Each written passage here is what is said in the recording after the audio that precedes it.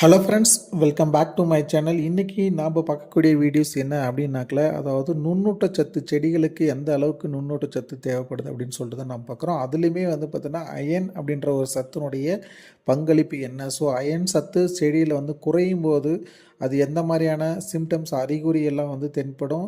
So நம்ம அதை எப்படி வந்து ஓவர் கம் பண்ணலாம், எப்படி அயன் சத்தை வந்து நம்ம ஸ்ப்ரேயிங் வழியாவோ இல்லை ட்ரிப் வழியாவோ கொடுத்தங்கனாக்கல அது என்ன மாதிரியான ரிசல்ட்டை வந்து கொடுக்கும் அப்படின்னு சொல்லிட்டு தான் நாம் இந்த வீடியோவில் வந்து பார்க்குறோம். ஃபஸ்ட்டு அயன் சத்து அப்படின்றது வந்து பார்த்திங்கன்னா செடிக்கு மிக முக்கியமான மைக்ரோ நியூட்ரியன் சத்துக்களில் ஒன்றா இருக்குது.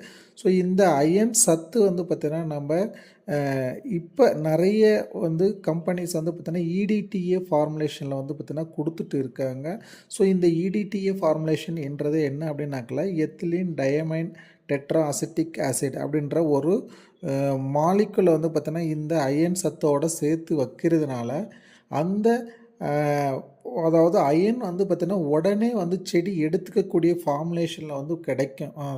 அதே மாதிரி அந்த செடி வந்து பார்த்திங்கன்னா உடனே கன்வெர்ட் பண்ணி அந்த டெஃபிஷியன்சியை வந்து பார்த்திங்கன்னா உடனே ரெக்டிஃபை பண்ணுற மாதிரி வந்து இந்த ஃபார்முலேஷன் வந்து கொடுத்துருக்காங்க.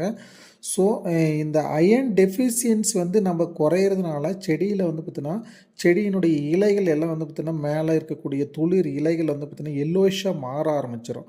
அப்படியே வெளுத்த மாதிரி இருக்கும். செடியை பார்த்தீங்கன்னாவே வெளுத்த மாதிரி இருக்கும். என்ன காரணம் அப்படின்னாக்கல, அந்த செடியில் குளோரோஃபில் பச்சையம் கண்டென்ட் வந்து குறைய ஆரம்பிச்சிடும். ஸோ இதை வந்து மேக்ஸிமம் அல்கலைன் சாயலில் வந்து பார்த்திங்கன்னா அதிகமாக நடக்கும். இந்த பிரச்சனை வந்து சிவியராக தெரியும் உங்களுக்கு. பார்த்தீங்களா ஃபுல்லாக வெளுத்து போன மாதிரி இருக்கும் செடியே.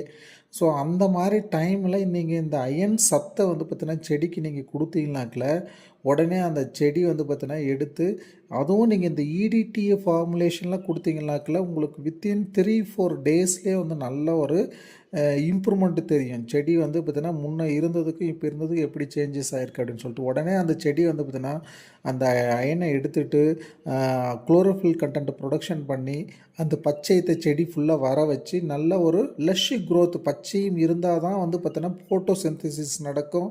ஃபோட்டோசிந்தசிஸ் நடந்தால் தான் செடி வந்து பார்த்தீங்கன்னா அடுத்த கட்ட வேலையை வந்து பார்த்தீங்கன்னா துரிதமாக செய்ய வைக்கும்.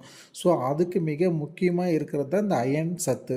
ஸோ இந்த அயன் டெஃபிஷியன்சி வந்து நீங்கள் வந்துச்சுன்னா உடனே நீங்கள் இந்த மாதிரி கொடுக்கலாம். இல்லை அட்வான்ஸாகவும் கொடுக்கலாம். இல்லை அல்கலைன் சாயல் பேஸில் இருக்கக்கூடிய சாயலுக்கும் கொடுக்கலாம்.